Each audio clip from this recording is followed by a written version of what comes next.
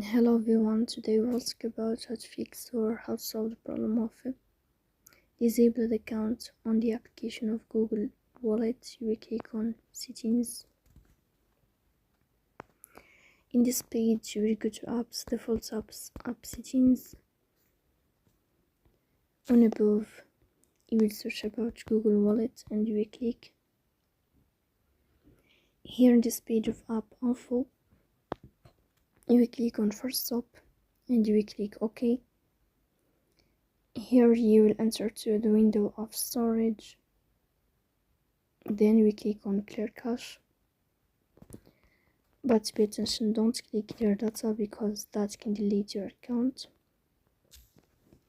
Then you can turn off your Wi-Fi and you can turn on your Wi-Fi again. So please don't forget to support us by like and subscribe. See you next time.